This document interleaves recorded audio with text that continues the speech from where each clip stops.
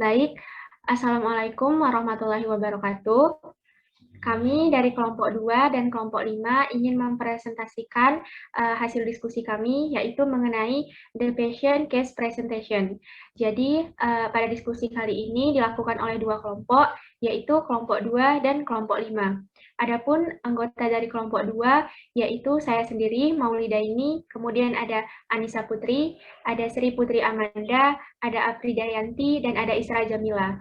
Adapun anggota dari kelompok 5 terdiri dari Ulmiza Putri Mutia, ada Amanda Salsabila, Mari Hayati, Fanizra Fatika Lubis, dan Cut Putri Melana. Next. Baik, untuk diskusi sesi 1 akan dipaparkan oleh Amanda Salsabila dan Isra Jamila. Kepada Amanda Salsabila dan Isra Jamila dipersilakan. Baik, terima kasih Maulida. Baiklah, saya Amanda Salsabila dari kelompok 5 akan memaparkan introduction atau pendahuluan mengenai informasi pasien atau patient information. Nah, jadi kita ketahui sendiri bahwa informasi pasien ini berisi tentang pemeriksaan fisik, riwayat pengobatan, hasil laboratorium, dan laporan kemajuan pasien. Biasanya informasi ini tersedia dalam bentuk sumber tertulis dan tidak tertulis. Pembuatan informasi pasien ini sangat penting dilakukan untuk membantu dokter dalam mendiagnosa penyakit pasien atau melihat perkembangan dari kondisi pasien. Presentasi kasus pasien sendiri harus dilakukan secara terstruktur karena dibutuhkan untuk mengkomunikasikan informasi penting pasien kepada rekan kerja dan konsultan. Presentasi kasus sendiri biasanya terdiri dari dua. Yang pertama itu presentasi kasus lisan atau oral case presentation dan presentasi kasus pasien tertulis. Presentasi kasus lisan atau oral case presentation sendiri digunakan untuk mengkomunikasikan informasi pasien antara profesional tenaga kesehatan. Dan biasanya presentasi kasus lisan ini lebih ringkas dan terringkih tergantung dari konteks presentasi. Sedangkan presentasi kasus pasien sendiri itu yang tertulis, yaitu biasanya berisi semua rincian kasus pasien dan biasanya lebih detail. Petugas kesehatan harus dapat berkomunikasi sejelas mungkin serta menghindari penggunaan singkatan atau akronim dan penggunaan bahasa gaul yang dapat membingungkan pasien atau rekan sesama tenaga medis. Penyajian kasus pasien secara lisan atau verbal sendiri merupakan suatu seni dengan tujuan utama ialah untuk mengkomunikasikan informasi pasien secara efektif dan efisien. Next. Baiklah, dapat dilihat di sini yaitu kotak 61 pasien case. Di sini terlihat contoh bagaimana penulisan untuk kasus pasien secara tertulis. Di sini dapat dilihat ada data-data pasien, hasil lab pasien, riwayat penyakit pasien, riwayat alergi obat pasien, dan lain sebagainya. Baiklah, selanjutnya akan dijelaskan oleh Isra Jamila. Mohon maaf sebelumnya. Amanda, apakah boleh saya bertanya? Boleh, silakan Anissa. Jadi pertanyaannya kan tadi ada di slide itu tentang memaparkan kasus pasien secara lisan. Jadi pertanyaannya tuh gimana sih cara kita nih sebagai farmasis atau apoteker nantinya untuk menyampaikan atau memaparkan kasus pasien tersebut secara lisan? Boleh dijelaskan contohnya? Terima kasih. Baik, terima kasih Anissa. Boleh di slide sebelumnya. Nah, jadi tadi yang Anissa tanyakan adalah bagaimana menyampaikan presentasi kasus secara lisan. Nah, kita ketahui bahwa presentasi kasus secara lisan ini biasanya digunakan oleh perawat atau tenaga kesehatan, tenaga medis lainnya, untuk berkomunikasi sesama tenaga medis lainnya, seperti misalnya perawat dengan dokter, atau perawat sama perawat, dokter dengan sesama dokter, atau tenaga kerja medis lainnya dengan konsultan. Nah, bagaimana cara menyampaikannya? Sebenarnya tidak jauh berbeda dengan isi dari apa yang ada pada presentasi kasus secara tertulis. Biasanya itu yang dipaparkan mengenai pemeriksaan fisik dari si pasien, kondisi pasien, keluhan pasien, dan diagnosa terakhir pasien. Bagaimana menyampaikannya itu sebenarnya sama seperti komunikasi pada umumnya, hanya saja di sini emang harus dihindarkan sekali untuk menggunakan bahasa-bahasa yang singkat atau kita sebut juga bahasa gaul dengan akronim, karena kadang dengan penggunaan bahasa yang singkat atau bahasa gaul sendiri ada beberapa individu mungkin yang tidak memahaminya. Jadi cara kita menyampaikan presentasi kasus secara lisan ini harus menggunakan bahasa yang umum, maksudnya yang dimengerti oleh setiap pihak. Jadi bagaimana menyampaikan itu sama aja seperti kita berkomunikasi. Cuman ya isinya kurang lebih itu sama seperti presentasi kasus secara tertulis. Hanya saja mungkin kalau presentasi kasus secara tertulis ini dipaparkan dengan sangat rinci, tapi untuk presentasi kasus secara lisan atau verbal ini dia lebih nggak terlalu panjang, maksudnya kayak lebih merangkum kayak gitu. Jadi nggak yang terlalu secara rinci banget kayak yang tertulis. Gitu, Anissa. Bisa diterima, Anissa? Baik, terima kasih Salsa. Bisa diterima. Baik, terima kasih, Anissa. Baiklah, selanjutnya akan disampaikan oleh Isra Jamila. Baik, selanjutnya saya Isra Jamila dari kelompok 2 akan memaparkan tentang komponen-komponen yang termasuk ke dalam patient case presentation. Jadi sebelumnya patient case presentation atau presentasi kasus pasien itu adalah suatu ringkasan yang terorganisir, yang berisi semua informasi pasien yang sudah disebutkan tadi oleh Salsa. Jadi ini berupa snapshot pasien yang memberikan gambaran menyeluruh dan juga rinci tentang pasien ketika presentasi. Kemudian presentasi kasus pasien ini merangkum data positif dan juga data negatif terkait pasien. Untuk data positif terkait pasien itu adalah suatu data abnormal. Misalnya, kadar serum kalium 6,2 mili ekivalen per liter. Sedangkan normalnya itu kan 3,5 sampai 5,5 mili ekivalen per liter.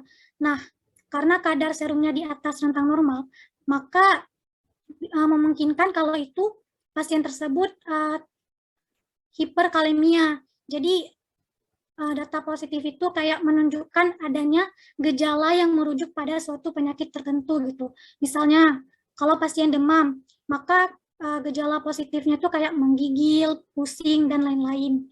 Selanjutnya data negatif. Data negatif ini dia terkait dengan temuan normal juga yang bisa menambahkan informasi pasien. Jadi kayak lebih mempersempit diagnosa jadinya dan lebih spesifik merujuk ke penyakit tertentu. Di sini misalnya detak jantung normal pada pasien yang menggunakan obat beta blocker.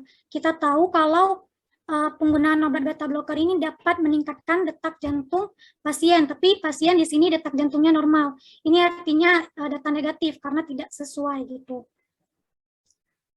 Lalu untuk dengan kesepakatan setiap komponen dari kasus pasien ini bisa kita presentasikan dengan akronim atau singkatan. Singkatan-singkatan ini nggak cuma bisa digunakan untuk mendokumentasikan informasi kasus pasien dalam rekam medis saja, tapi juga kadang bisa digunakan selama presentasi kasus. Misalnya, ketika orang mempresentasikan kasus pasien, mungkin mengatakan sisi daripada mengatakan shift compliant atau keluhan utama, atau dapat juga disebutkan singkatan HPI daripada disebut sejarah masa kini penyakit gitu. Next.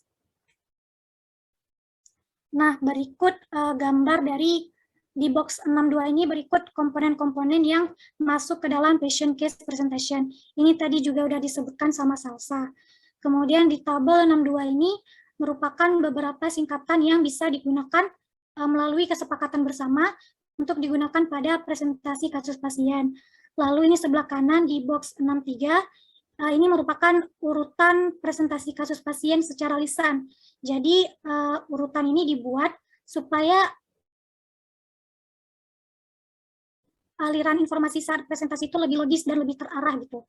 Jadi dimulai dari awal masalah medisnya sampai nanti diakhiri ke update perkembangan pasiennya. Sekian dari saya. Mungkin untuk pembahasan ini ada yang ingin bertanya dulu? Mohon maaf, Isra, saya ingin bertanya. Baik, mari. Silakan. Jelaskan, boleh nggak jelaskan secara singkat mungkin urutan atau tahapan pembahasan presentasi kasus pasien yang ditujukan pada box 6 sampai 2. Oh, yang ini ya, yang urutan presentasi lisan ya, Mari? Iya. Jadi ini kayak bisa dilihat di gambar ya. Pertama-tama, ya pastinya diberikan informasi general pasien atau informasi umum dari pasien lah. Kayak nama pasien, kayak gitu, usianya, jenis kelamin pasien. Kemudian juga diberikan informasi dari riwayat medis masa lalu si pasien yang relevan sama keluhan-keluhan utama dari pasien. Kemudian juga dipaparkan juga kayak riwayat penyakit sekarang dari pasien. Pokoknya kayak urutan kronologis dari penyakit pasien sekarang lah. Misalnya kayak mulai timbulnya gejala pasien itu kapan, faktor-faktor yang buat gejalanya lebih baik ataupun lebih buruk itu apa. Kemudian masing-masing dari kualitas gejalanya juga berdasarkan cerita pasiennya.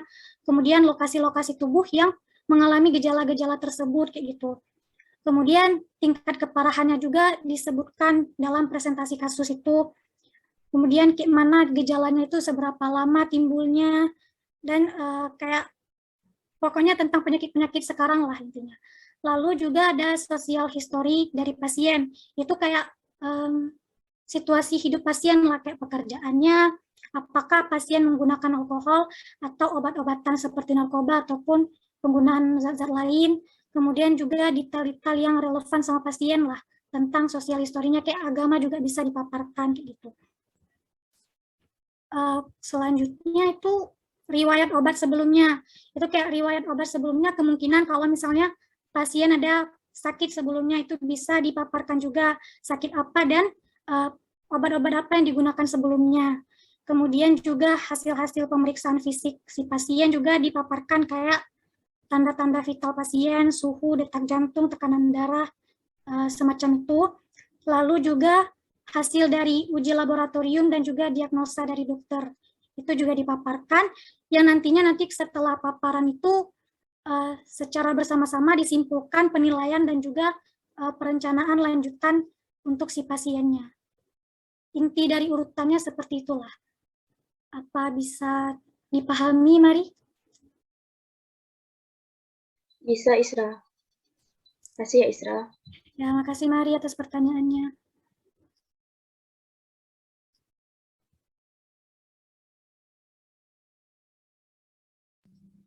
Baiklah. Baik, untuk diskusi sesi 2 akan dilanjutkan oleh saya sendiri, Maulida ini dari kelompok 2, dan Cut Putri Melana. Untuk pemaparan pertama akan dijelaskan oleh Cut Putri Melana dari kelompok 5. Kepada Cut Putri Melana, kami persilakan. Terima kasih kepada Maulida ini. Selanjutnya terkait informasi umum pasien yang tentunya penting untuk ditanyakan agar tidak terjadi kesalahan atau kekeliruan sehingga dapat memastikan ketepatan pasien yang akan menerima layanan atau tindakan, serta untuk menyelaraskan layanan atau tindakan yang dibutuhkan oleh pasien. Hal yang umumnya ditanyakan dapat berupa nama lengkap, umur, maupun tanggal atau waktu masuk ke rumah sakit. Informasi umum pasien secara singkatnya agar dapat menghindari kesalahan pemberian obat kepada pasien yang dikarenakan mungkin obat bisa tertukar dengan pasien lainnya, maupun informasi pasien ini dapat digunakan untuk perkiraan dosis melalui data diri umur pasien itu sendiri. Next.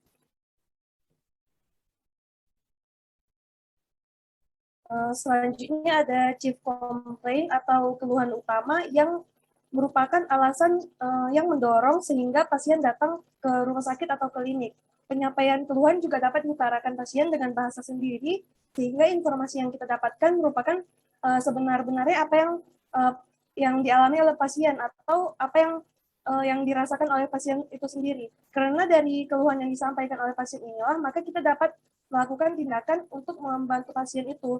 Maka pentingnya membuat pasien merasa nyaman dengan komunikasi yang kita gunakan dia, sehingga yang kita harapkan tuh pasien merasa bebas untuk menyampaikan segala keluhannya tanpa canggung seperti itu.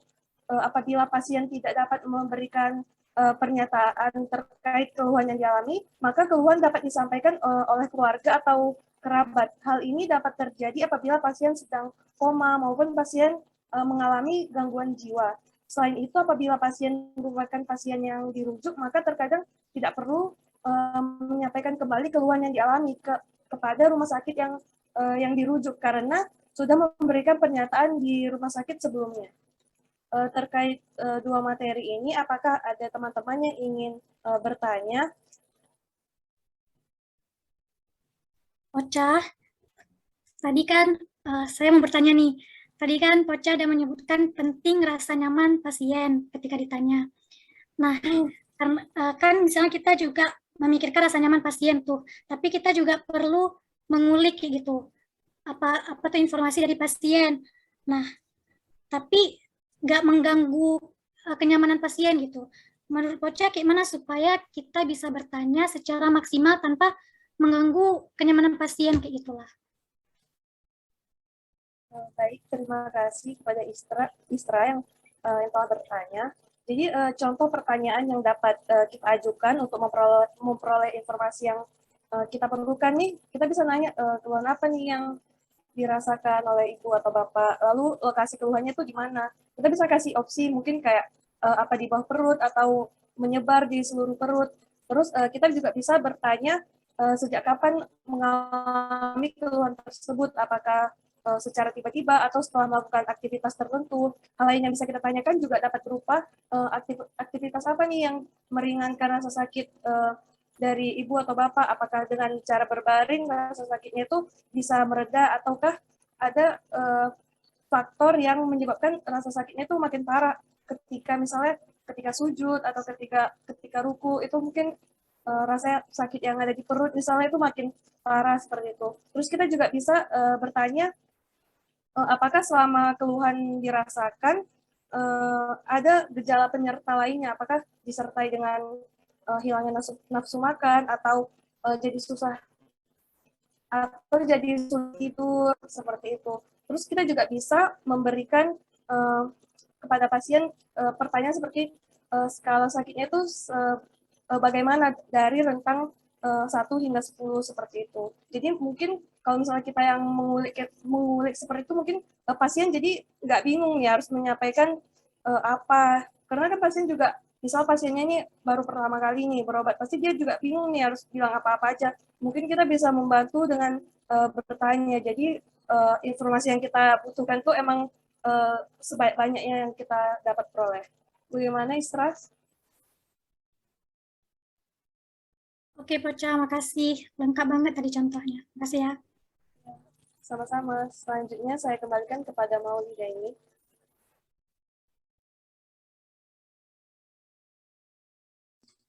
Baik, terima kasih kepada Poca yang telah menjelaskan dua materi sebelumnya. Di sini saya akan memaparkan mengenai materi HPI atau History of Recent Illness. Nah, HPI ini disebut juga dengan riwayat penyakit sekarang. Nah, riwayat penyakit sekarang ini dia itu merupakan suatu deskripsi lebih mendalam dan pengembangan dari keluhan utama si pasien tersebut. Nah, si riwayat penyakit sekarang atau HPI ini merupakan rincian dari keluhan utama yang dia itu berisi tentang riwayat perjalanan si pasien selama mengalami keluhan secara lengkap atau secara detail gitu. Nah, kemudian di HPI atau riwayat penyakit sekarang itu yaitu merupakan suatu narasi yang mana menggambarkan kisah masalah pada saat ini, mulai dari detail karakteristiknya itu di mana gitu, seperti gejala spesifik atau keluhan dari pasien itu sendiri, kemudian bagaimana masalah ini dimulai atau bagaimana pertama kali dikenali gitu, kemudian durasi gejalanya, kemudian perawatannya itu meringankan atau memperburuk masalah ini atau enggak gitu. Kemudian adapun nih contoh dari riwayat penyakit sekarang itu contohnya nih misal si pasien ini mengeluh gitu, dia mengeluh terjadi nyeri pada punggungnya itu sejak 2 hari yang lalu, misalnya akibat melakukan pekerjaan rumah yang mungkin sering membungkuk atau sering jongkok gitu. Jadi dia sering mengeluhkan nyeri pada punggung. Nah, kemudian si pasien menyatakan bahwa nyerinya itu dirasakannya seperti tertusuk-tusuk gitu. Kemudian skala nyeri dari 0 sampai 10 berada di skala 5 gitu. Dengan intensitas dia itu nyerinya itu kadang-kadang hilang, kadang-kadang timbul. Nah, kemudian pasien menyatakan nyerinya itu akan berkurang saat beristirahat. Nah, itu merupakan salah satu contoh dari riwayat penyakit sekarang yang dirasakan oleh si pasien itu sendiri. Nah, mungkin selanjutnya data terkait data terkait dari rawat inap, misalnya tanggal masuk atau tanggal keluar dari rumah sakit atau fasilitas kesehatan, kemudian dari hasil tes, dari hasil diagnosa, dari obat yang digunakan gitu untuk mengatasi berbagai masalah penyakit, serta data-data fisiologis lainnya, seperti data fisiologis itu contohnya kayak kreatinin serum, kemudian hal-hal tersebut dirangkum semua dalam HPI atau riwayat penyakit sekarang. Nah, tidak hanya itu, riwayat penyakit sekarang itu juga harus meliputi informasi negatif yang berhubungan termasuk gejala-gejala sekunder yang tidak dialami oleh pasien. Nah, contoh informasi negatif itu seperti apa? Contohnya itu, misal seorang anak itu mengalami nyeri tenggorokan, mungkin hidungnya tersumbat dan bersin, tetapi si anak ini tidak mengalami demam atau batuk berdahak. Nah, itu merupakan salah satu contoh dari informasi negatif yang juga dirangkum dalam HPI. Nah, kemudian yang paling penting dalam HPI ini adalah riwayat penyakit sekarang ini disajikan atau didokumentasikan dalam urutan yang logis, dalam urutan yang jelas, dan temporal yang tepat gitu. Namun detail yang cukup di sini, detail yang terlalu berulang atau berlebihan sangat tidak disarankan. Nah, kemudian next slide. Nah, baik, ini merupakan beberapa cakupan yang mana HPI itu seperti yang sudah dijelaskan sebelumnya merupakan keterangan deskriptif gejala atau simptom pasien yang lebih lengkap gitu. Nah, biasanya itu mencakup yang pertama itu ada lokasi atau precise location, yang mana di sini mungkin di mana nih lokasi nyeri dari si pasien itu sendiri. Kemudian ada waktu itu meliputi onset, kemudian mulai timbulnya itu kapan, apa yang dirasakan. Nah, jadi mungkin di waktu ini, di poin kedua ini mungkin berapa lama sih pasien tersebut mengalami nyeri gitu kan. Terus kapan sih pasien ini merasakan sakit, apa saat beraktivitas, atau pada saat malam hari, atau dia itu merasakan sakit pada saat beristirahat gitu. Kemudian poin ketiga ada kegawatan atau tingkat keparahan. Nah, tingkat keparahan ini biasanya itu digambarkan dalam ada skalanya dari 1 sampai 10 gitu. Nah, kemudian poin selanjutnya ada atau tidaknya perburukan, ada eksaserbasi atau ada perbaikan dari kondisi si pasien. Kemudian yang poin selanjutnya ada efek terapi, efek dari terapi yang diberikan gitu. Kemudian yang terakhir ada tingkat gangguan terhadap aktivitas sehari-hari. Nah, mungkin dari pemaparan mengenai subjudul history of recent illness itu segini yang dapat saya paparkan. Mungkin dari teman-teman semua ada yang masih kurang jelas atau ada yang ingin bertanya, dipersilakan. Izin Maulida. Iya, baik Salsa. Jadi saya mau tanya, jadi kan tadi dijelaskan nih bahwa untuk derajat nyeri itu biasanya itu digambarkan dalam skala. Skalanya itu biasa 1 sampai dengan 10. Nah, untuk menggambarkan atau menilai skala nyeri pada pasien ini, misalnya tuh apakah tergolong ringan atau parah, itu bagaimana mekanisme kerjanya Maulida? Boleh tolong dijelaskan? Terima kasih. Baik, terima kasih Salsa sebelumnya atas pertanyaannya. Jadi seperti yang sudah Salsa sampaikan, bagaimana sih cara kita gitu untuk menggambarkan rasa nyeri dari si pasien ini sendiri gitu kan. Jadi sebenarnya ada manajemen SOP-nya atau standar operasional prosedurnya dari skala nyeri ini, yang mana sebelumnya kita ketahui dulu nih fungsi nilai skala nyeri ini. nyeri ini dilakukan untuk apa gitu kan. Nah, jadi fungsi nilai skala nyeri ini digunakan untuk membantu membedakan tingkat beratnya suatu penyakit gitu, sehingga nantinya dapat menegakkan diagnosis atau dapat melakukan pengobatan yang tepat dan sesuai gitu. Baik, saya lanjutkan. Kemudian biasanya nih untuk skala nyeri itu ada 2 skala nyeri yang sering digunakan gitu. Yang pertama itu ada Wong-Baker Face Pain Rating Scale, dan dengan skala nyeri yang umum digunakan yaitu Comparative Pain Scale. Nah, jadi yang pertama, yang skala nyeri yang pertama itu berdasarkan ekspresi wajah gitu, yang disebut juga dengan Wong-Baker Faces Pain Rating Scale, yang mana nanti si pasien itu akan diberikan ekspresi wajah, yang mana wajah pertama itu skalanya itu 0, yang mana skala 0 itu menyatakan tidak ada sakit sama sekali. Kemudian wajah kedua itu dengan skala 2, yang mana maksud dari skala 2 itu adalah sakit, tetapi sakitnya tuh sedikit gitu. Kemudian nanti ada wajah ketiga dengan skala 4, yang mana skala 4 ini menyatakan bahwa sedikit lebih sakit. Maksudnya ada peningkatan sakit daripada di wajah atau ekspresi kedua. Kemudian ada wajah keempat dengan skala 6, yaitu dengan rincian lebih sakit, dan yang selanjutnya ada wajah kelima dengan skala 8, yang mana maksudnya adalah jauh lebih sakit, dan wajah ke-6 adalah dengan skala 10, yang mana dia itu menyatakan sangat sakit yang luar biasa gitu.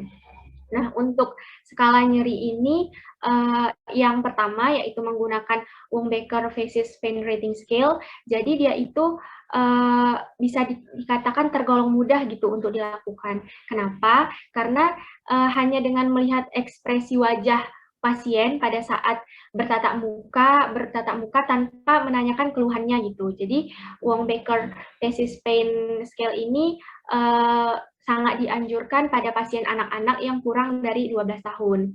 Nah, bukan hanya itu, untuk skala nyeri itu ada juga yang menggunakan Comparative Pain Scale, yang mana dia itu skala nyeri 0 dengan maksud tidak nyeri, skala nyeri 1-3. Skala nyeri 1-3 itu adalah nyerinya itu ringan gitu, kayak misal masih bisa ditahan lah gitu, tapi masih bisa ditahan nggak mengganggu aktivitas sama sekali gitu. Kemudian ada skala nyeri 4-6, ini dalam kategori nyeri sedang, maksudnya nyeri sedang itu dapat mengganggu aktivitas gitu. Kemudian ada skala nyeri 7-10. Nah, di skala nyeri 7-10 ini dia itu memang nyeri berat yang tidak dapat lagi melakukan aktivitas secara mandiri gitu, Mak. Jadi biasa ada 2 skala nyeri yang sering digunakan, yaitu ada Wong-Baker Faces Pain Rating Scale, dan ada skala nyeri 0-10, yaitu yang disebut dengan Comparative Pain Scale. Begitu, Salsa, apakah dapat diterima? Baik, Maulida, cukup jelas penjelasannya. Terima kasih, Maulida. Baik, sama-sama. Mungkin ada 2 slide lagi yang ingin saya paparkan. Next slide. Jadi di box 6.2 ini menjelaskan tentang komponen kasus presentasi pasien, yang mana ada 14 poin penting. Salah satu yang pertama adalah general information, yang mana mengenai informasi umum yang telah dijelaskan oleh teman saya sebelumnya. Kemudian ada yang kedua ada keluhan utama. Yang ketiga ada HPI atau riwayat penyakit sekarang. Kemudian ada past medical history, yaitu riwayat kesehatan masa lalu. Kemudian ada riwayat keluarga. Yang keenam ada riwayat sosial. Yang ketujuh ada riwayat pengobatan. Kemudian yang kedelapan ada tinjauan dari sistem. Kemudian yang 9 ada penemuan atau temuan pemeriksaan fisik. Yang ke-10 itu ada hasil tes laboratorium. Yang ke-11 itu ada patient problem list, yaitu daftar masalah pasien dan rencana awal. Kemudian ada yang ke-12 ada kemajuan dari pasien itu tersendiri. Yang ke-13 yaitu ada discharge data, ya, yang mana jika berlaku. Kemudian yang terakhir atau yang ke-14 yaitu rencana tindak lanjut bagi pasien itu sendiri. Ini merupakan komponen-komponen penting dari presentasi kasus pasien. Next slide. Nah, ini merupakan alur atau urutan untuk mengungkapkan informasi selama pasien ini presentasi kasus, bisa dibilang presentasi kasus pasien lisan atau oral patient case presentation.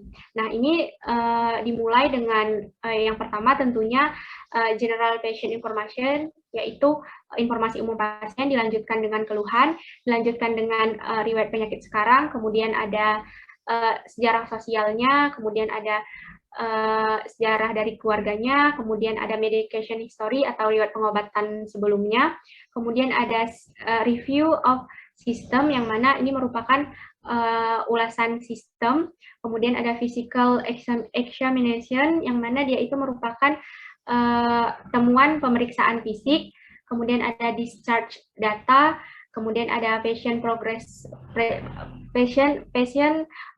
to date, yang mana ini merupakan dia itu merupakan progres dari pasien itu tersendiri. Kemudian ada problem list, kemudian dilanjutkan dengan tes di laboratori dan diagnostik tes. Kemudian yang akhir adalah rencana tindak lanjut untuk pasien itu tersendiri. Baik, mungkin sekian pemaparan dari saya. Untuk selanjutnya akan dijelaskan oleh teman saya. Baiklah, untuk diskusi sesi ketiga akan dijelaskan langsung oleh saya, Anissa Putri, dari kelompok 2, dan teman saya, Vanizra Fatika Lubis. Next. Social history atau riwayat sosial. In medicine, social history is a portion of the medical history. Dalam pengobatan, social history itu adalah bagian penting dari medical history atau pengobatan, di mana hal ini meliputi penggunaan tembakau, penggunaan alkohol dan obat-obatan terlarang, riwayat pekerjaan, status perkawinan, dan riwayat seksual, serta kondisi kehidupan pasien tersebut, di mana hal ini akan menjadi acuan sebagai rekam jejak untuk pengobatan selanjutnya. Next. Nah, dalam mengajukan pertanyaan tentang riwayat sosial, kita memerlukan informasi tentang apa saja sih informasi yang harus kita tanyakan kepada pasien tentang riwayat sosialnya. Dapat kita lihat pada slide di berikut, yaitu OSCE Checklist Medical History, yaitu pertama tanyakan bagaimana kesehariannya, kemudian tanyakan bagaimana pekerjaannya, kemudian dia merokok atau tidak, dia menggunakan alkohol atau tidak, dia menggunakan obat-obatan terlarang, atau dan lain sebagainya. Nah, untuk penggunaan tembakau, alkohol, dan setiap obat-obatan terlarang itu dicatat perkiraan tanggal mulai dan berhenti dalam penggunaannya. Dan juga kemudian dicatat kenapa pasien tersebut berhenti menggunakan tembakau, alkohol, dan setiap obat-obatan terlarang yang digunakan pasien. Kemudian untuk contohnya sendiri seperti penggunaan tembakau, kita bisa tanyakan berapa kemasan per hari pasien tersebut menggunakan rokok tersebut. Kemudian kita tanyakan kapan dia berhenti dan kapan dia memulai dalam hal merokok tersebut khusus. Dan juga untuk alkohol, kita tanyakan jumlah, jenis, pola, dan durasi konsumsi alkohol tersebut. Kemudian untuk pasien yang minum alkohol secara teratur, diperlukan tanggal dan waktu minum alkohol terakhir. Hal ini digunakan untuk misalnya nih, kita tarik alkoholnya secara tiba-tiba, atau kita tidak perbolehkan lagi pasien tersebut untuk menggunakan alkohol, maka kita perlu tahu dia tuh minumnya tuh kapan saja, terus rutin atau enggak. Kemudian tentang penggunaan obat-obatan terlarang. Obat-obatan terlarang di sini juga didokumentasikan dalam riwayat pengobatan atau social history. Misalnya nih ada pasien yang hanya menggunakan obat-obatan terlarang ini dalam waktu atau durasi yang hanya sebentar, misalnya karena dia di pekerjaan misalnya ada party, di situ dia minum, atau memang pecandu. Jadi kita perlu menanyakan kepada pasien apakah kapan dia menggunakan dan udah berapa lama menggunakan obat-obatan terlarang tersebut. Next.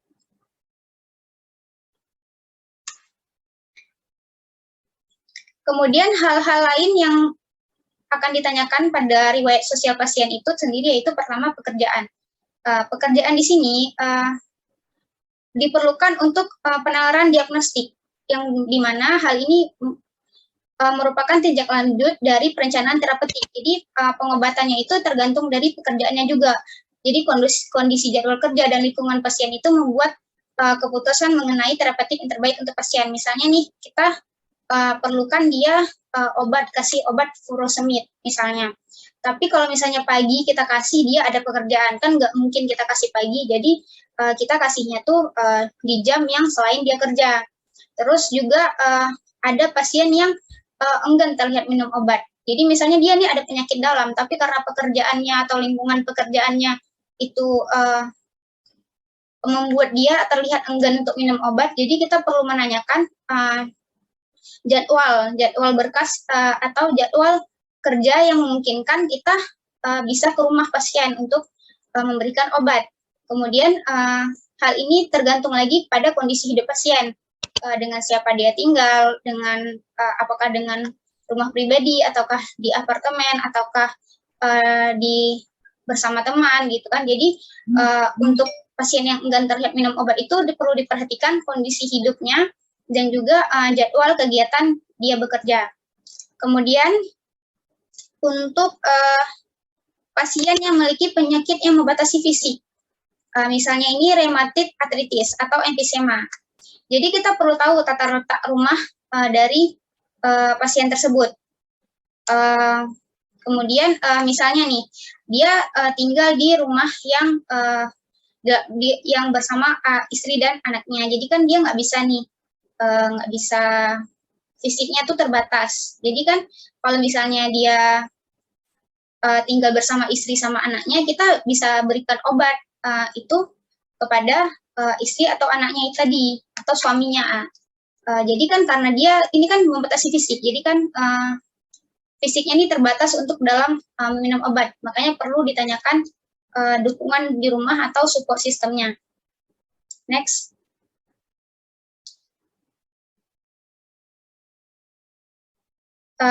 Mengenai hal tadi, apakah ada pertanyaan?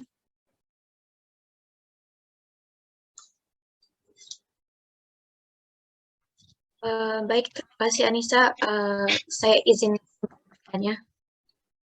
Baik, Umiza. Jadi di bagian penjelasan tentang social history itu, sebelumnya sudah dijelaskan bahwa kita itu menggali informasi-informasi seperti penggunaan obat-obatan terlarang, penggunaan tembakau, penggunaan alkohol, ataupun merokok pada pasien. Nah, jadi yang ingin saya tanyakan, bagaimana cara kita menanyakan atau menggali informasi tersebut kepada pasien? Terima kasih. Baiklah, tolong di next sebelum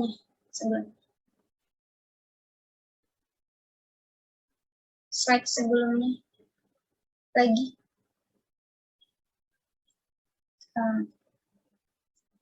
Yang tadi barusan.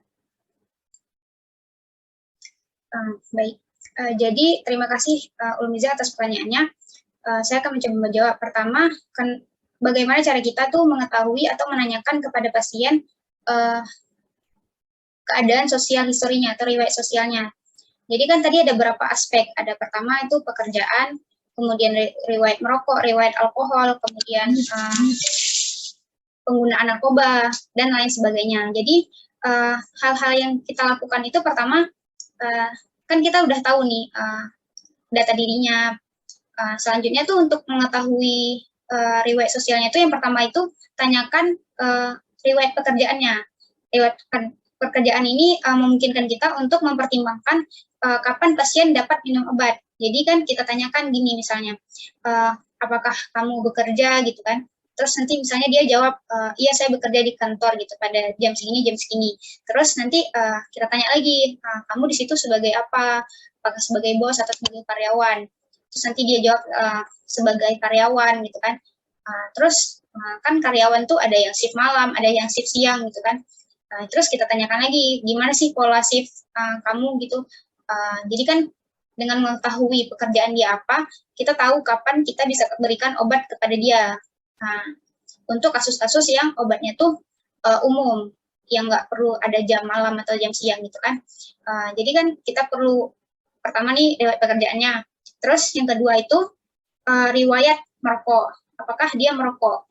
Kita tanyain gini, baik-baik, ngomongnya baik-baik, tanyakan kamu ngerokok atau enggak gitu kan. Terus kalau dalam sehari itu berapa banyak merokok, berapa bungkus gitu kan. Terus mulai merokok tuh udah dari berapa lama, ataukah udah baru-baru ini atau emang dari dulu gitu kan.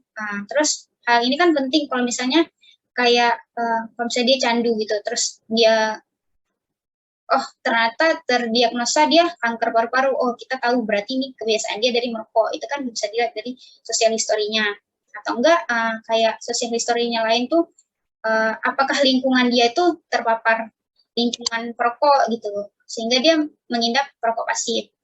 Kemudian di riwayat alkohol, kita tanyakin lagi, gimana sih, apakah dia minum alkohol atau enggak.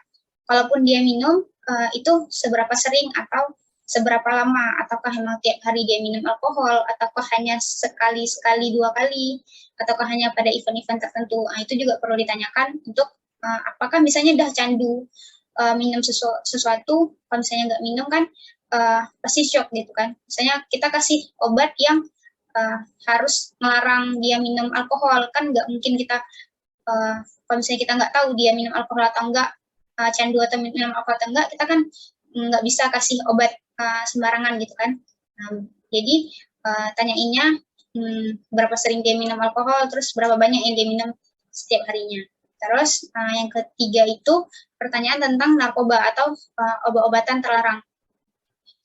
Kita tanya juga apakah dia menggunakan obat-obatan terlarang. Kalau misalnya dia menggunakan obat-obatan terlarang, apa yang digunakan? Terus seberapa sering dia menggunakan itu, apakah termasuk sudah candu atau masih coba-coba gitu. Kemudian yang terakhir itu tentang ini olahraga. Tentang olahraga, apakah dia olahraga atau ada latihan khusus, misalnya ada latihan golf tiap hari Minggu atau ada latihan bola tiap hari Minggu gitu kan. Kita juga perlu tahu untuk menunjang kondisi si pasien. Demikian. Apakah bisa diterima, Bu Niza? Baik, bisa diterima. Terima kasih, Anissa. Baik. Selanjutnya saya akan melanjutkan presentasi saya. Next lagi. Nah,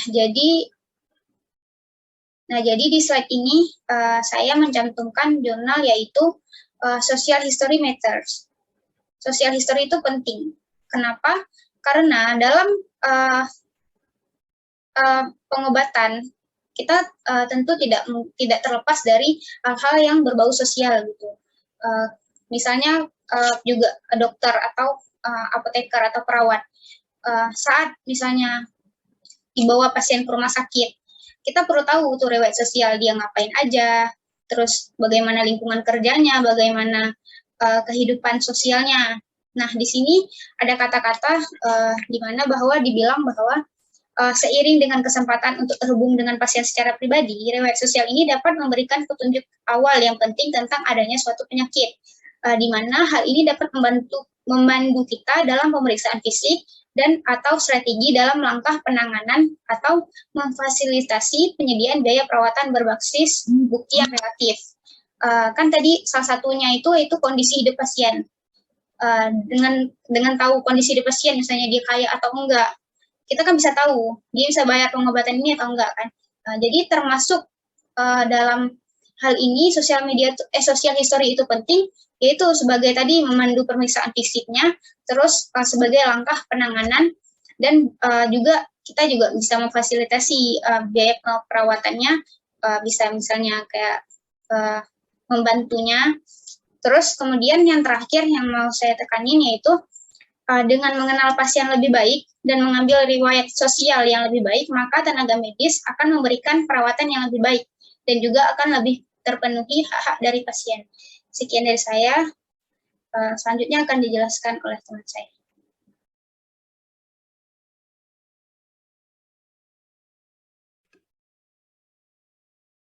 Baik, selanjutnya the past medical history atau riwayat kesehatan masa lalu.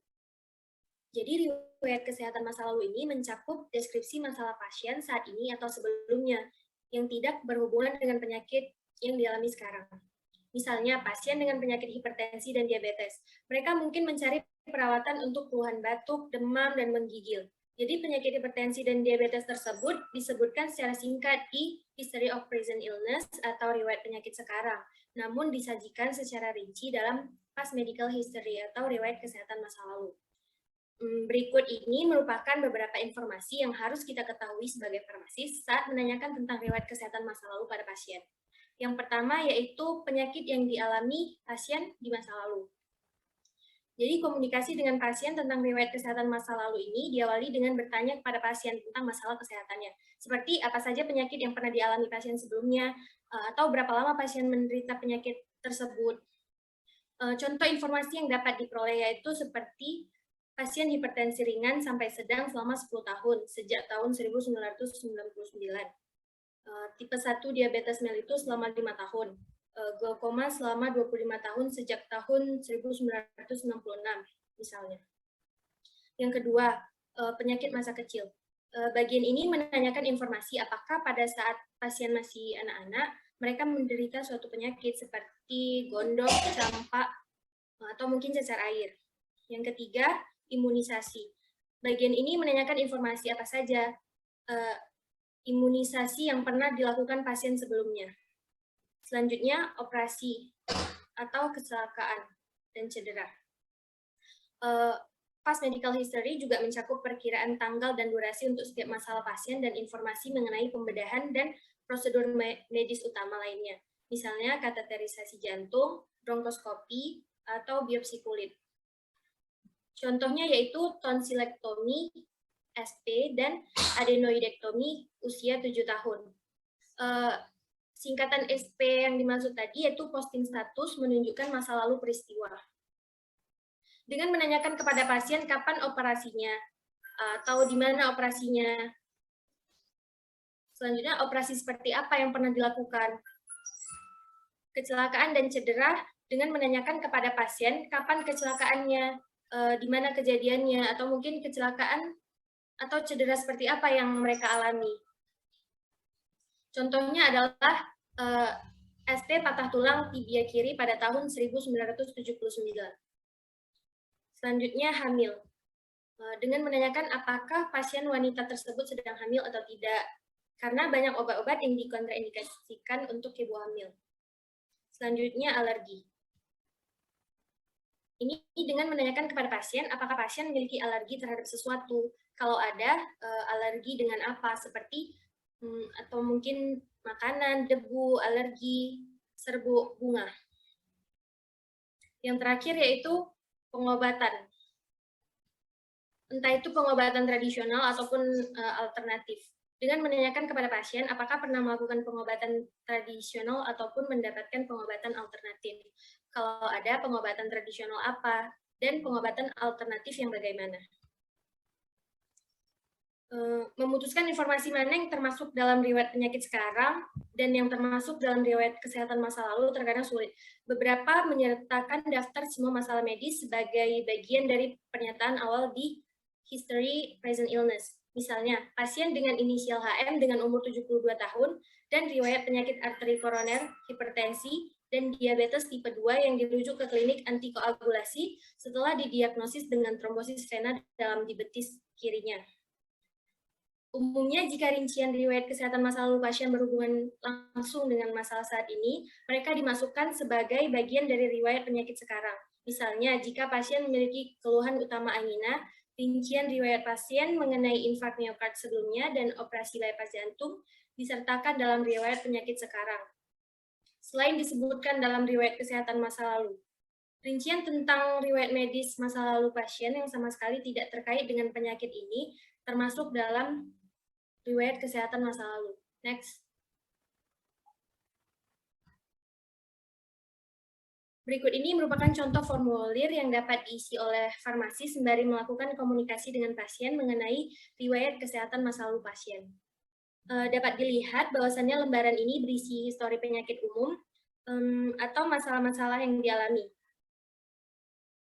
Penyakit seksual, vaksin yang pernah didapatkan oleh pasien, riwayat kehamilan. Next.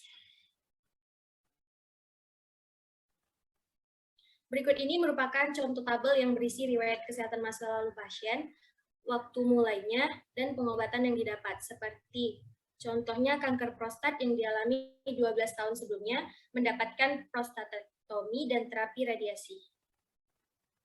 Sekian dari saya, apakah ada teman-teman yang ingin bertanya?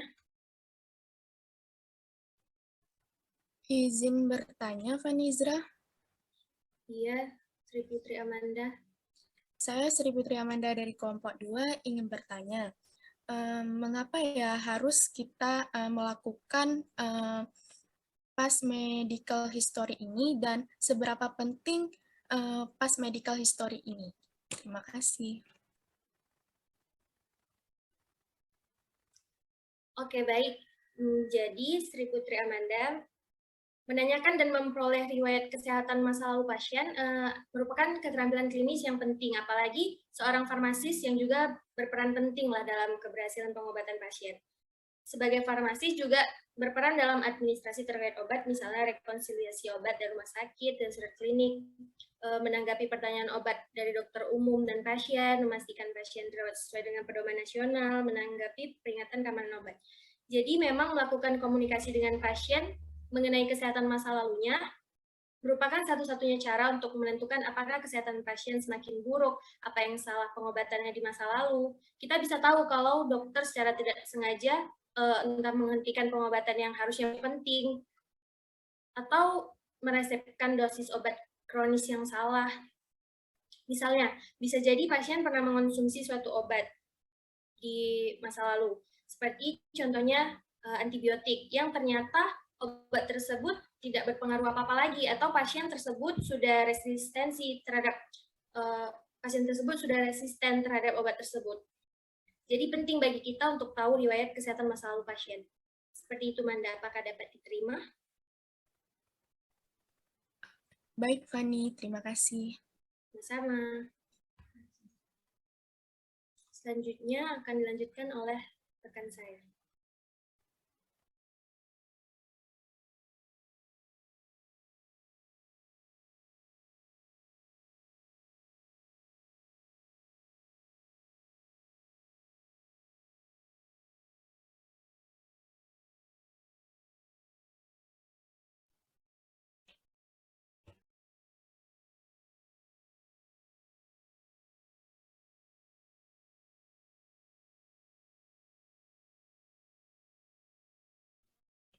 Baiklah, selanjutnya saya Sri Putri Amanda dari kelompok 2 akan melanjutkan memaparkan materi dari teman saya tadi.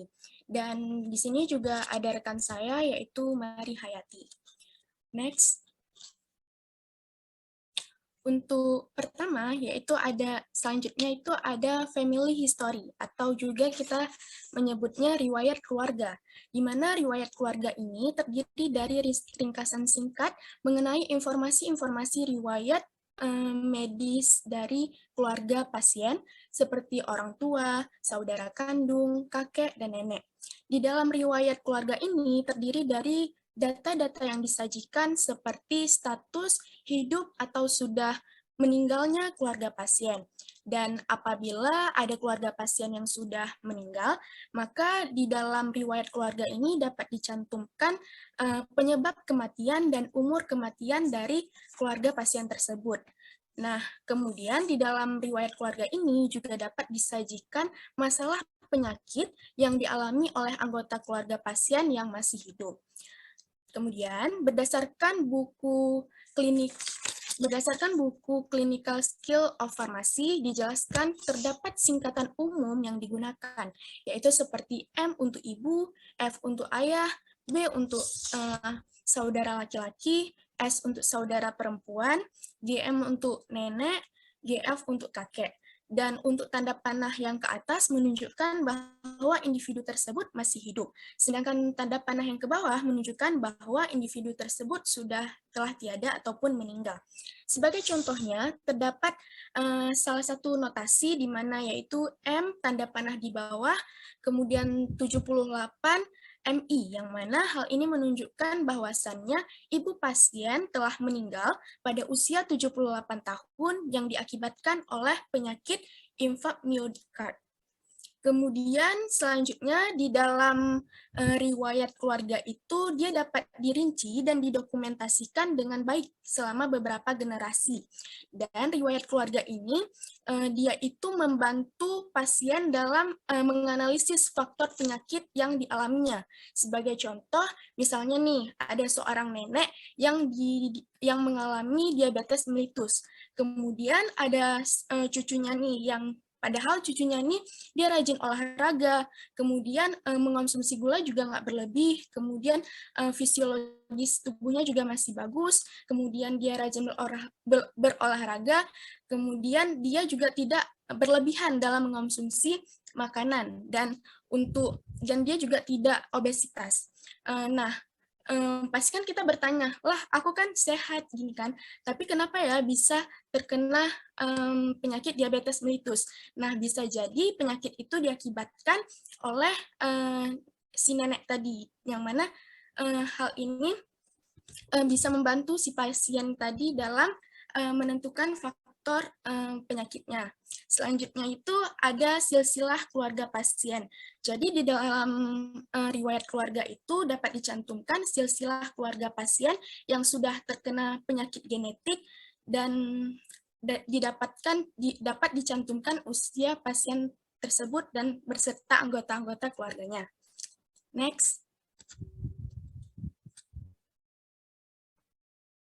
Nah, selanjutnya itu ada medication history ataupun riwayat pengobatan, di mana riwayat pengobatan itu berisi tentang informasi-informasi obat yang pernah digunakan oleh pasien atau yang sedang digunakan oleh pasien.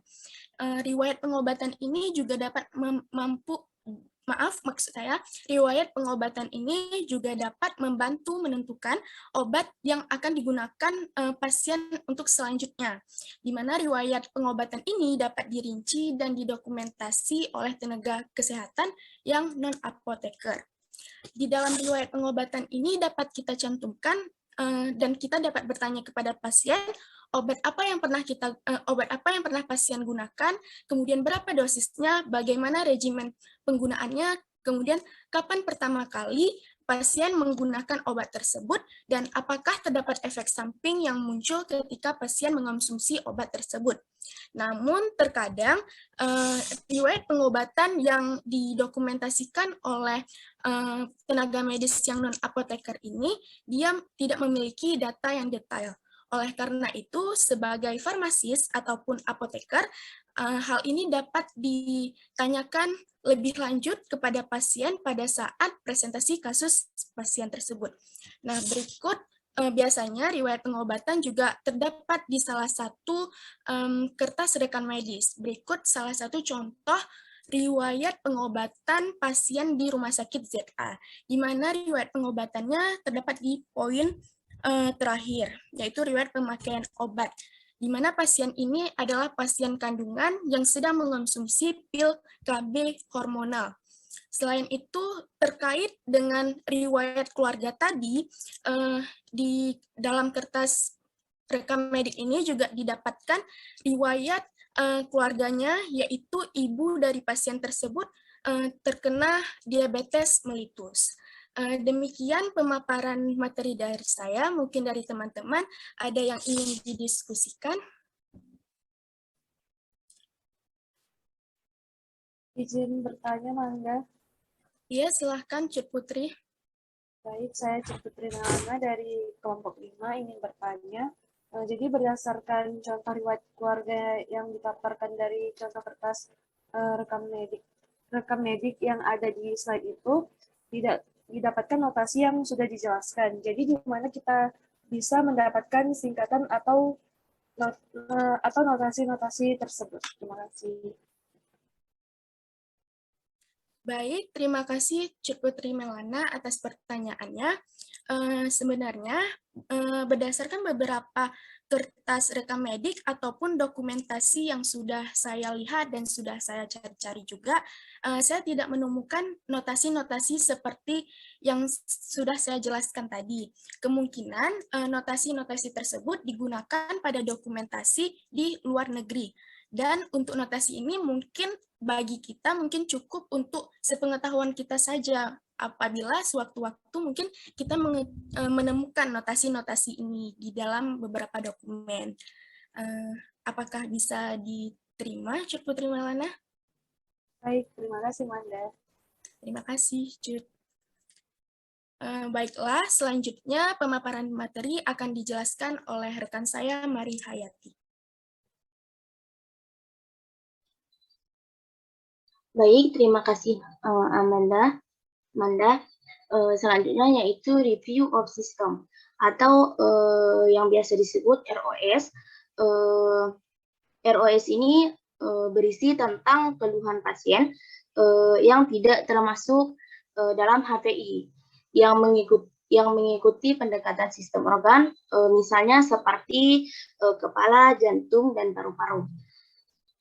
Selanjutnya ada physical examination atau pemeriksaan fisik. Pemeriksaan fisik adalah kumpulan informasi yang berisi tentang deskripsi singkat fisik pasien yang dapat membantu pendengar untuk memvisualisasikan pasien dan mulai mengantisipasi temuan terkait. Adapun contoh kasus dari pemeriksaan fisik yaitu misalnya pasien A adalah wanita Amerika berusia 48 tahun yang kooperatif dan menyenangkan. Demikian pemaparan dari saya. Apakah ada yang ingin bertanya? Mohon maaf, Mari izin bertanya. Baik, Frida Yanti. Jadi kan dari pemaparan Mari tadi ada ROS kan. Nah, bisa nggak dikasih contoh gitu kayak kasus pengelompokan keluhan pasien yang termasuk ke dalam HPI dan ROS gitu? Ada nggak sih gitu? Terima kasih. Baik, terima kasih kepada Aprida Yanti yang sudah bertanya. Adapun contoh dari kasus HPI dan ROS yaitu seorang pasien mungkin memiliki keluhan utama batuk dan demam, tetapi ketika ditanya tentang keluhan dan masalah lain dapat diidentifikasi konstipasi kronis. Yang dimaksud HPI dari kasus tersebut yaitu batuk dan demam, dan yang dimaksud ROS dari kasus tersebut yaitu semblit kronis. Apakah bisa diterima, Aprida Yanti? Baik, terima kasih Mari, bisa diterima. Baik, terima kasih Aprida Yanti. Demikian pemaparan dari saya. Selanjutnya akan dijelaskan oleh teman saya. Baiklah, untuk sesi 5 akan dijelaskan oleh saya, Unmisa Putri Mutia dan Afrida Yanti. Next slide. Nah, untuk laboratory and diagnostic test result akan dijelaskan oleh saya sendiri.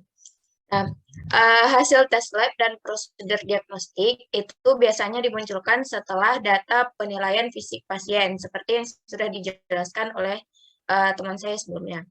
Sajian data laboratorium dan hasil tes diagnostik ini tergantung dari tingkat kompleksitas dan keparahan masalah pada pasien. Biasanya untuk hasil lab secara umum dari pasien itu sudah cukup untuk diketahui. Namun, ada bagian dari hasil lab tertentu yang penting untuk ditampilkan jika memang pasien tersebut menjalani prosedur tesnya.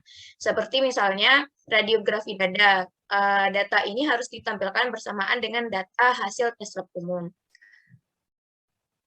Dalam penyajian data laboratorium, biasanya disajikan data laboratorium umum terlebih dahulu, meskipun sebenarnya tidak ada aturan khusus dalam menampilkan data laboratorium dari pasien. Urutan data yang disajikan, yang pertama itu ada data umum. Data umum ini terdiri atas kadar elektrolit serum yang meliputi ion natrium, klorida, ion kalium, dan kandungan karbon dioksida. Lalu ada glukosa, nitrogen urea darah atau bone, dan kreatinin.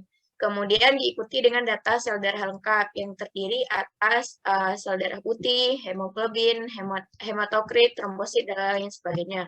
Lalu diikuti dengan hasil tes elektrolit dan serum lainnya, serta temuan urinalisis mikroskopik dan makroskopik.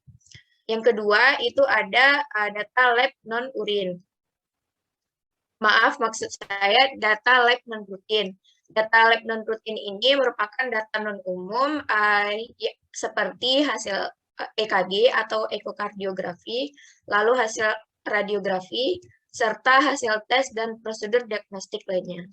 Nah, sebagai contoh, presentasi data umum hingga khusus untuk data lab sebagai berikut. Yang pertama, dipaparkan dulu kadar natrium di dalam darah, lalu diikuti dengan kadar potasium atau kalium, diikuti dengan kadar klorida, diikuti dengan jumlah bun di dalam darah, lalu jumlah kreatinin, lalu jumlah glukosa darah, kemudian jumlah darah putih, jumlah hitungan hemoglobin, hematokrit, lalu jumlah hitungan platelet, kemudian baru setelah data-data umum ini dipresentasikan, maka dilanjutkan dengan data radiografi atau data EKG jika pasien menjalani prosedur tesnya.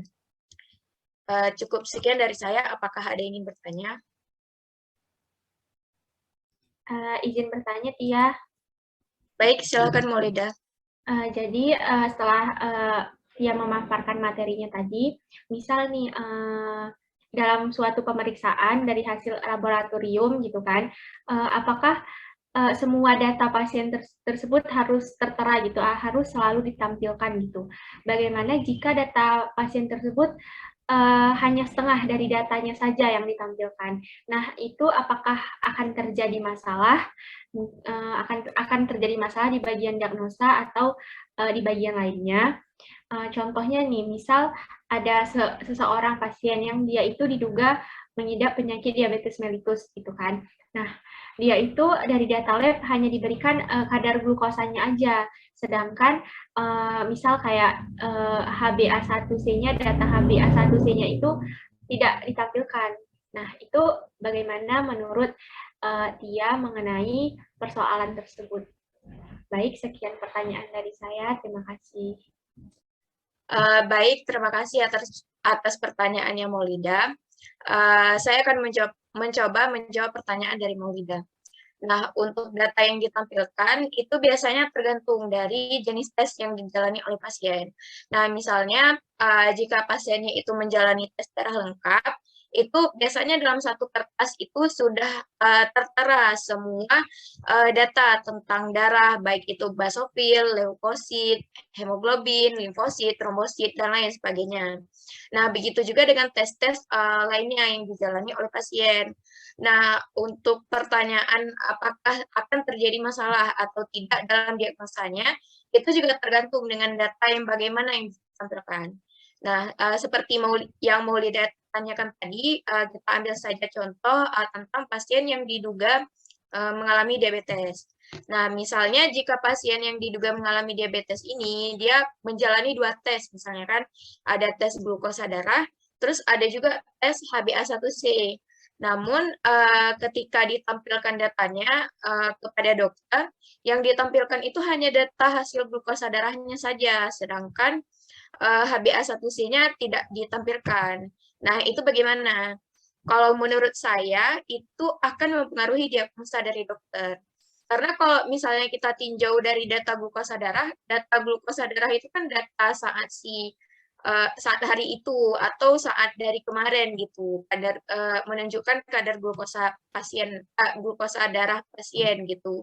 Tapi kalau misalnya pasiennya menjalani tes HbA1c, itu datanya itu lebih komplit gitu. Kalau saya tidak salah, HbA1c itu dapat memberikan informasi jumlah glukosa darah selama 3 bulan terakhir gitu. Jadi kalau misalnya nih kan, kalau data glukosa darahnya itu tinggi, terus data HbA1c-nya itu masih normal gitu.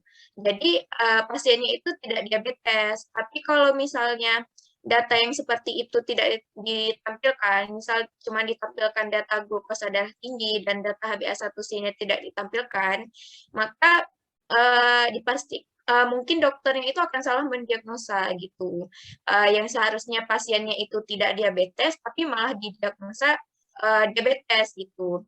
Tapi biasanya hal yang seperti ini jarang terjadi, karena biasanya dokter itu akan meminta data lengkap. Jadi kalau misalnya pasien cuma dicek glukosa darah dan ternyata dia tinggi, maka dokter itu juga akan menyarankan untuk dicek HbA1c-nya biar diagnosa diabetesnya itu lebih akurat lagi gitu.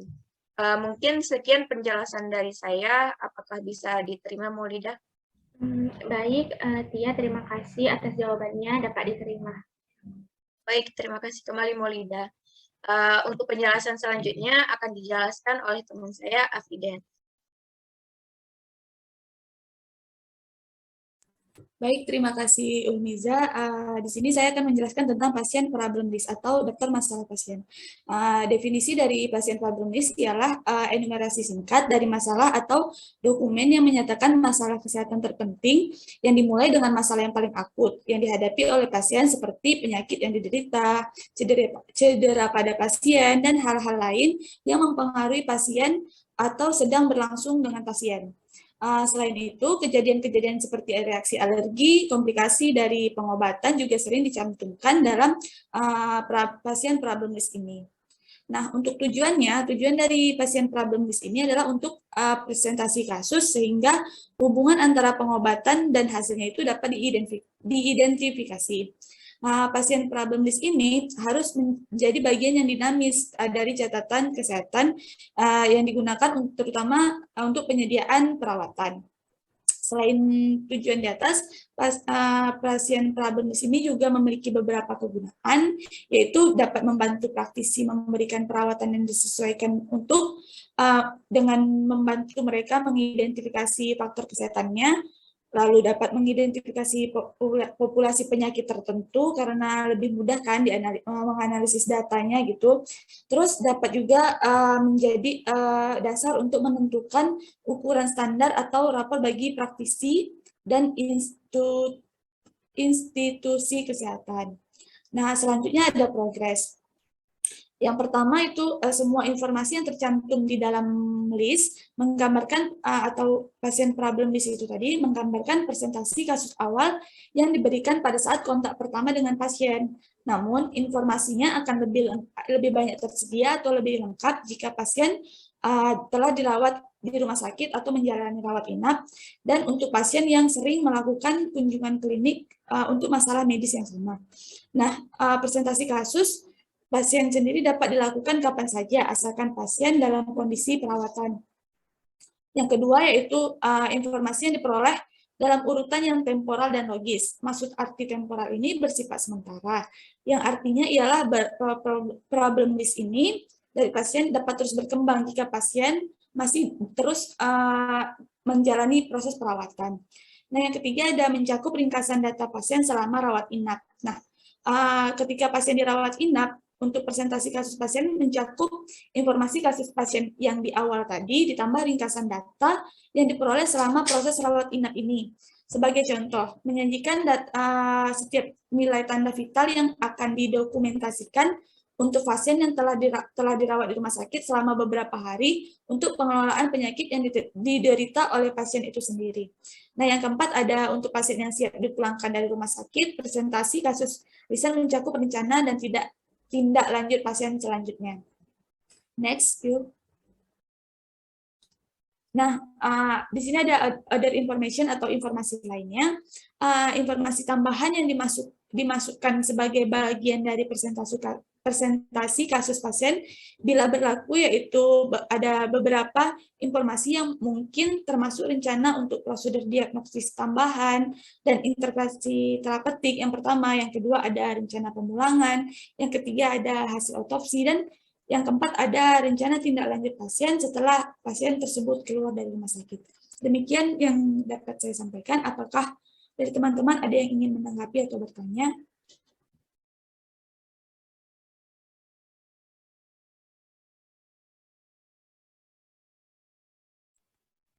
Izin bertanya, Afrida. Saya Vanizra Fatika Lubis dari kelompok 5 ingin bertanya. Tadi kan sudah dijelaskan tentang pasien problem list.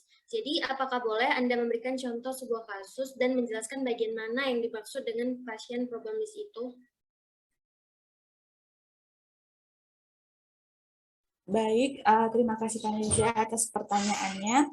Jadi di sini saya akan memberikan contoh kasus semisal ada pasien dibawa ke IGD dalam keadaan tidak sadarkan diri misalnya.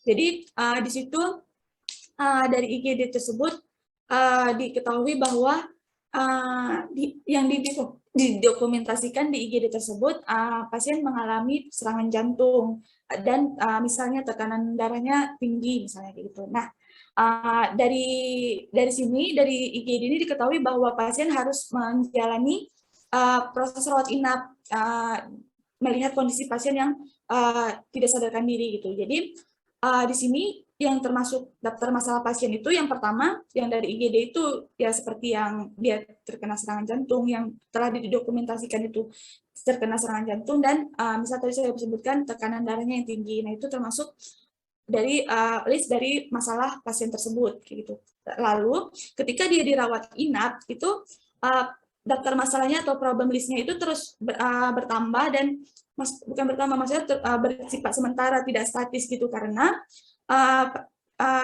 masalah-masalah lain atau list-list yang lain itu, problem-problem yang lain itu akan tetap ditulis selama pasien tersebut menjalani proses rawat inap.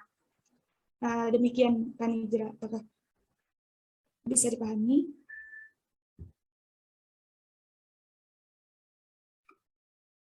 Oh baik, Afrida. Berarti itu buat pasien yang rawat inap ya? Jadi bagaimana kalau pasien tersebut tidak dirawat inap?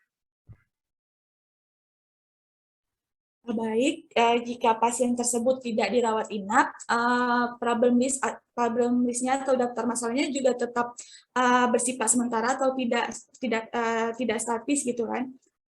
Karena jika dia tetap kalau dia tidak dirawat inap, dia tetap melakukan kunjungan perawatan, maksudnya ke klinik misalnya. Jadi kalau misalnya di klinik dia daftar masalahnya juga masih bersifat sementara gitu. Kalau dia tetap intinya selama dia melakukan proses perawatan, dia problem di sini tidak akan tetap gitu, bakalan berubah-ubah sesuai dengan kondisi dia terkininya gitu. Apakah bisa dipahami? Bisa, terima kasih Afrida atas jawabannya. Sama-sama Pak Nidra, saya kembalikan ke Maulida ini. Baik, sekian diskusi dari kelompok 2 dan kelompok 5 mengenai materi The Patient Case Presentation. Mohon maaf bila ada kekurangan dan mohon maaf bila ada kata-kata yang salah. Kami tutup. Wabillahi taufiq wal hidayah. Wassalamualaikum warahmatullahi wabarakatuh. Waalaikumsalam warahmatullahi wabarakatuh.